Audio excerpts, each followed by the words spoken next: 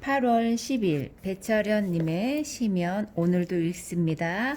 가면 당신 자신을 내게 보여주십시오. 우리가 진정으로 응시해야 하는 것은 외부 세계가 아니라 바로 나 자신이다. 응시의 목적은 있는 그대로이나 나를 담담한 시선으로 보는 것이다. 구태의연하고 진부한 시선이 아닌 새롭고 객관적인 시선으로 바라보는 것이다. 이렇게 일상과 다른 나만의 시선으로 관찰하다 보면 좀 더 적나라한 자신과 마주하게 된다. 이런 핵심을 회심이라고 한다. 우리의 눈은 보고 싶은 것만 보려 한다. 뇌에는 일정한 프레임이 있고 그 프레임의 대상을 왜곡해 끼워 넣는다. 내 안에는 나의 시선을 조절하는 또 다른 나가 존재한다. 과거의 나가 있고 그 과거의 나가 고착화된 현재의 나가 있다. 또 과거의 나로부터 탈출해 새로운 길을 탐색하는 미래의 나도 있다. 편의상 오래된 나, 원래의 나를 첫 번째 나라고 부르자. 첫 번째 나는 흘러가 버린 과거에 안주한 나로서 지금 이 순간의 삶에까지 영향을 준다. 자기혁명은 이 첫 번째 나를 냉정하게 관찰하고 그것과 결별하려는 의지다.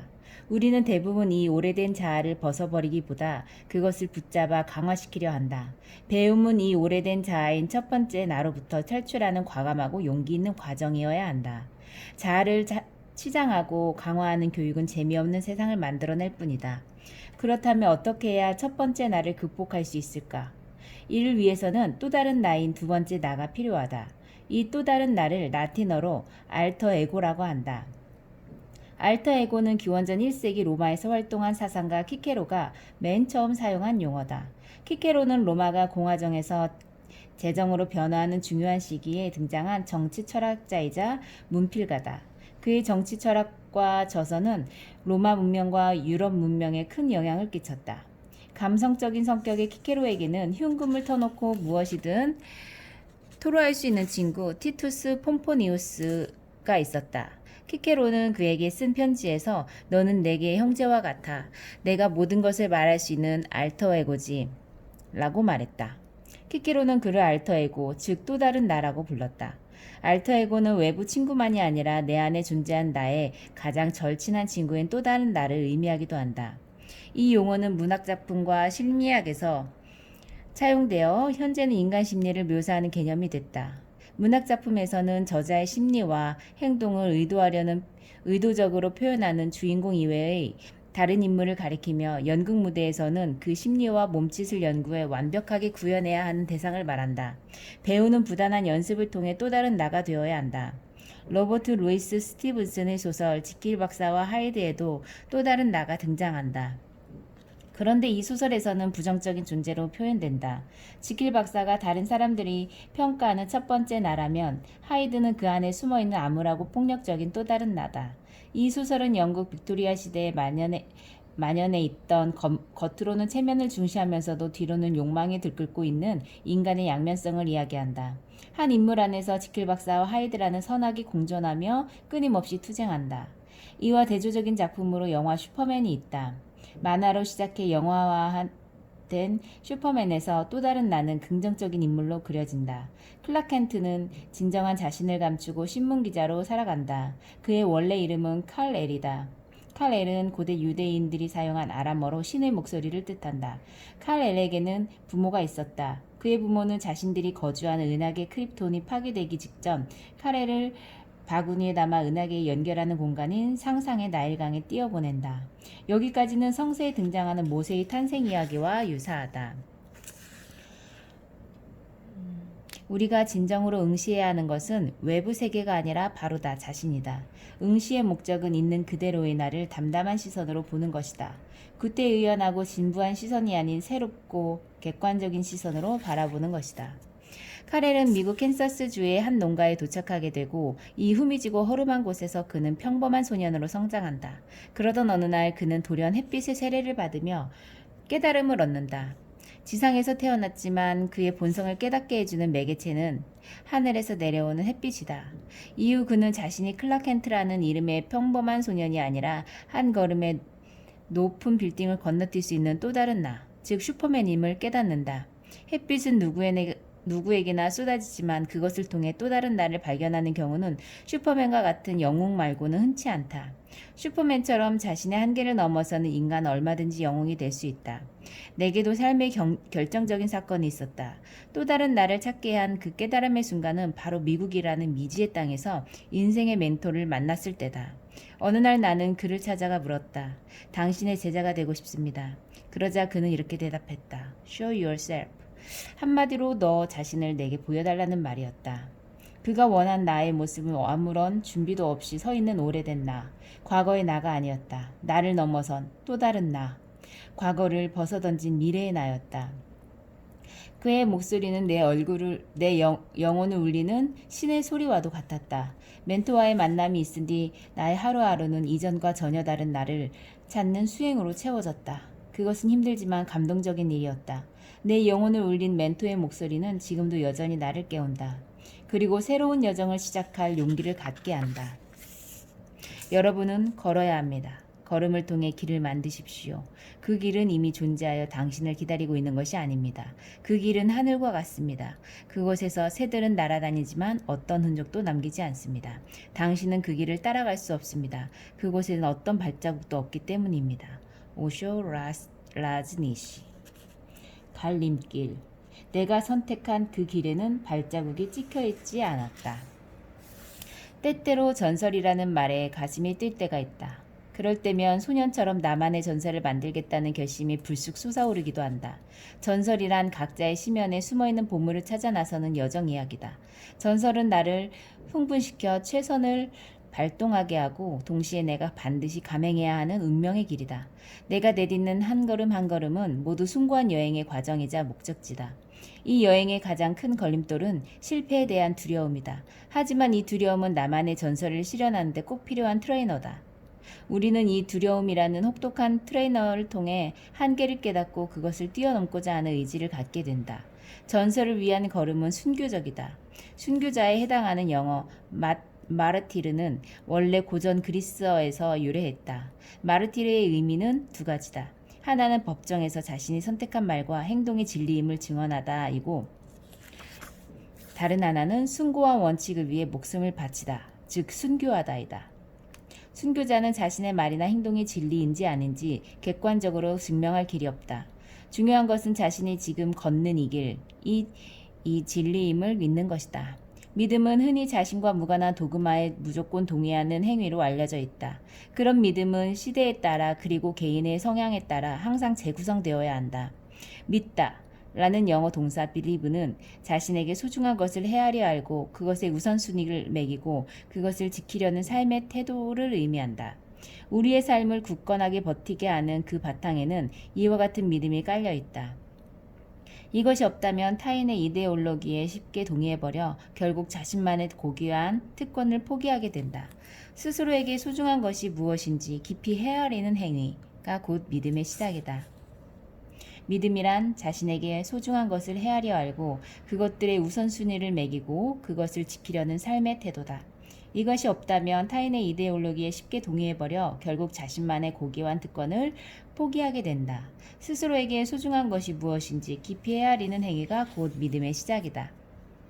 미국의 시인 프로스트가 쓴 시 가지 않는 길은 세계에서 가장 사랑받는 영시 중 하나다. 나는 이 시를 오랫동안 음미해왔고 최근 이 시에 담긴 새로운 알레고리를 발견해냈다. 그 알레고리를 프로스트가 의도했는지는 알 수 없지만 이 시를 번역하면 다음과 같다. 두 개의 길이 노란 숲에서 갈라져 있었다. 둘 다 갈 수 없어 섭섭했다.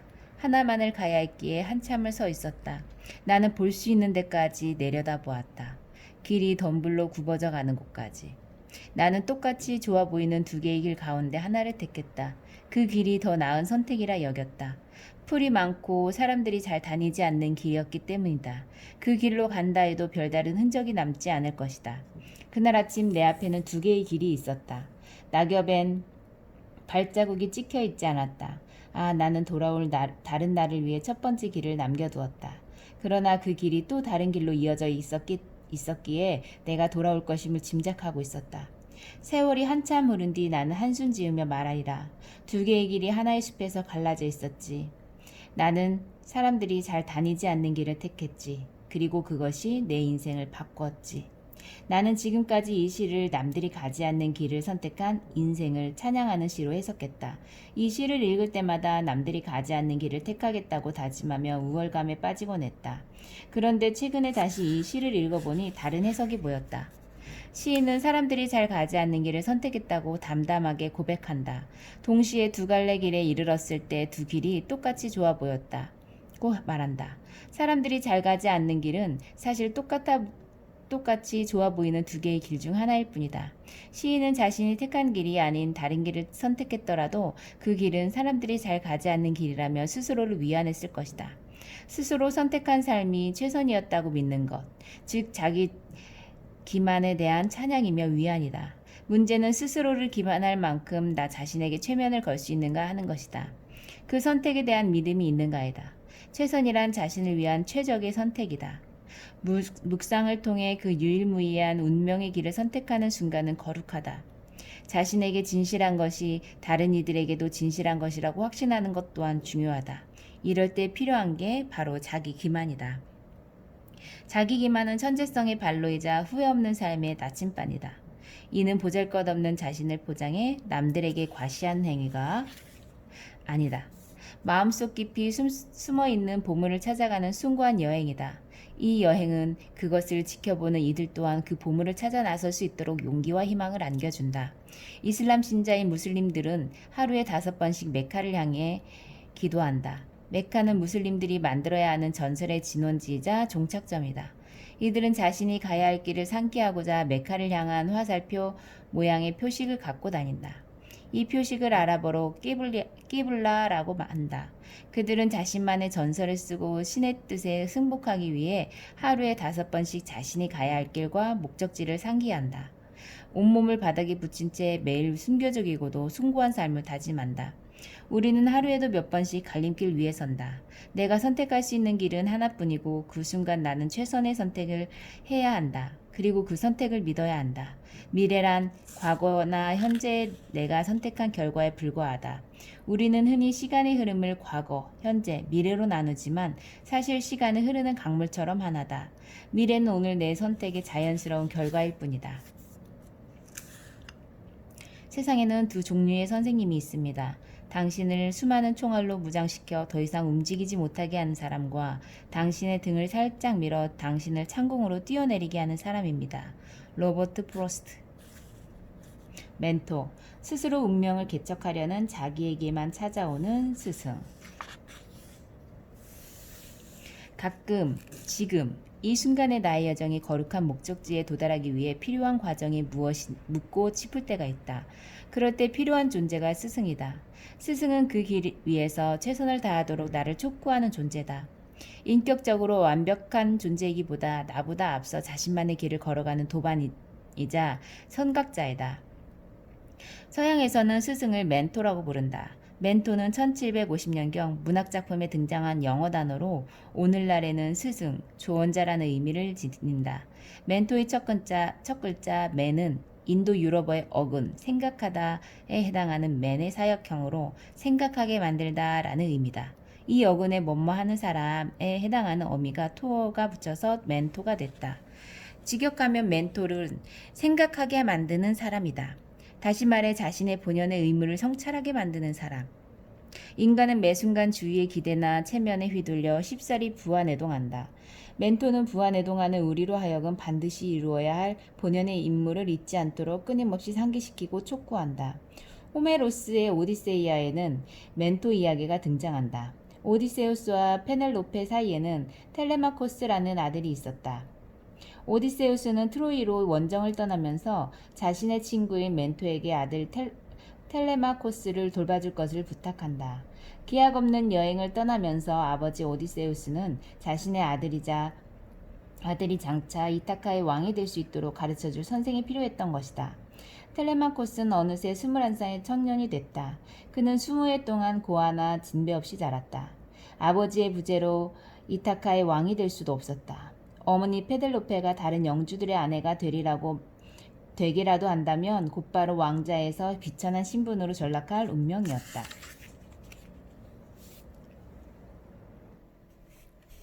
이런 상황에서 한 번도 자립해 본 적이 없는 텔레마코스에게 가장 필요한 것은 무엇이었을까?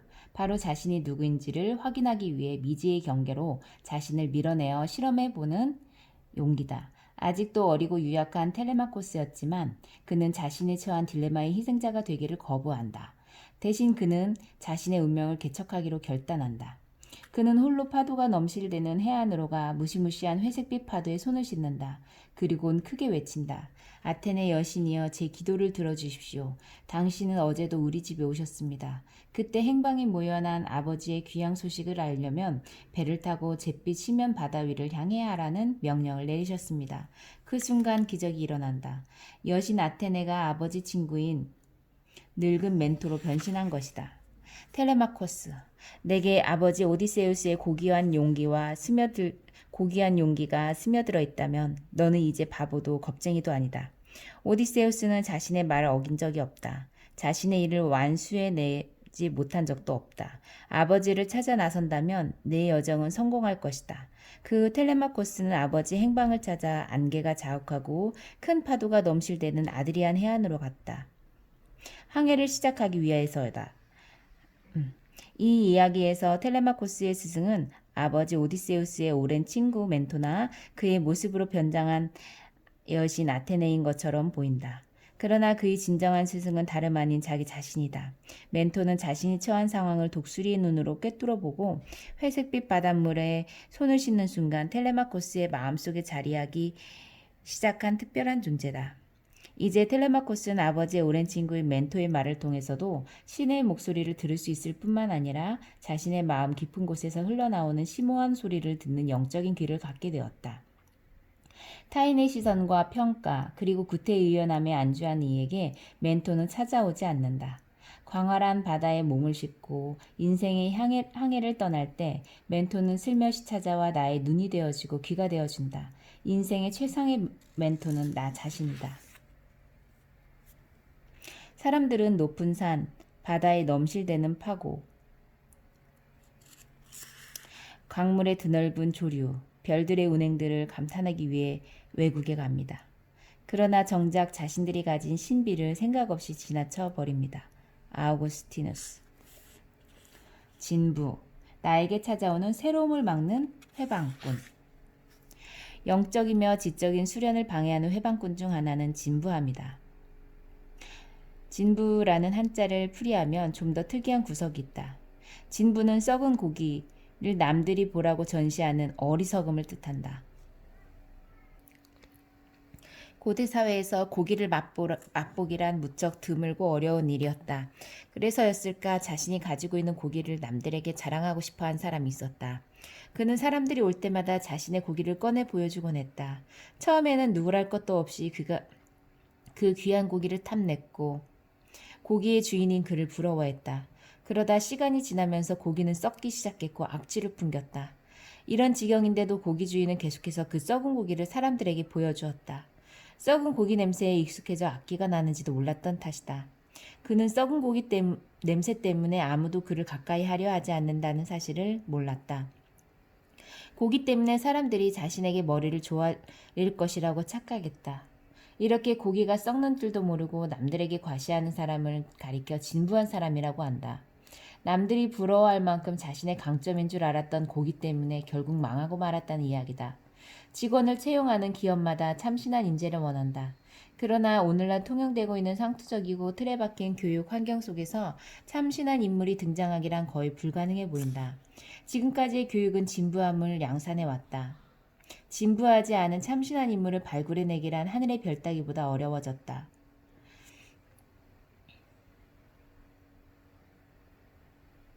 참신이라는 한자도 진부만큼이나 특이해서 글자 모양을 가만히 들여다보면 참신한 인물이 되기가 얼마나 힘든지를 짐작할 수 있다. 참자는 고대 중국에서 죄인을 죽이던 극형 틀인 수레와 도끼로 이루어져 있다. 그러니까 참신이란 도끼로 치듯 과거의 구태의연함과 완전히 단절한다는 뜻이다. 과연 과거와 결연히 단절하고 새로 태어난 일이 보통 사람에게도 가능할까? 소크라테스는 자신을 찾아온 사람과 격이 없이 대화하기를 즐겼다. 하지만 그게 전부는 아니었다. 그는 상대방의 말을 경청한 뒤 그가 편견과 무지에 사로잡혀 있음을 넌지시 알려주었다.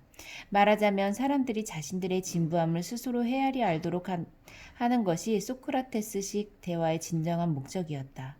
참신한 인물에게는 자신의 본 모습을 객관적으로 볼 수 있도록 지속적으로 채찍질하는 멘토가 있기 마련이다.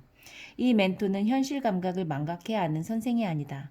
멘토는 즐겨 있는 양서를 매개로 대화를 나누고 서로의 엉뚱하고 고유한 생각을 공유함으로써 동지가 되는 인생의 동반자다. 매 순간 진부함을 떨쳐버리지 않으면 존재할 수 없는 이들이 있다. 위대한 현대 무용가 미사 그레이엄이 그랬다. 그녀는 암울한 무대 디자인, 의상, 춤의 다양한 순서와 극적인 몸짓 안에 숨겨져 있는 어떤 것이라고 말한다. 그레이엄의 움직임은 신체적이며 동시에 감정적인 힘과 조절 그리고 나약함을 표현한다. 움직임이 극단적으로 유연해서 춤추는 자들에게 고통이 따른다. 그녀에게 발레는 극적인 드라마이며 열정이다. 안무는 매 순간 그 자리에 없는 무언가를 발견해 표현하려는 살아 움직이는 몸짓이다. 무용가는 지속적으로 자신의 움직임에 몰입함으로써 자신 안에서 흘러나오는 섬세한 침묵의 소리를 감지하고 끝까지 따라가고자 한다. 이 섬세하고 거룩한 소리를 온몸으로 따라가다 보면 어느새 미지의 세계로 진입하려는 신기한 경험을 하게 된다. 그 결과 무용은 몸짓을 넘어 하나의 예술작품으로 승화된다. 지구가 태양을 공전하고 태양계와 같은 수많은 별들이 섬세한 침묵의 소리와 같은 블랙홀을 중심으로 회전하듯이 무용가의 몸짓도 자기 자신이라는 블랙홀을 중심으로 단호하고도 숭고하게 회전한다.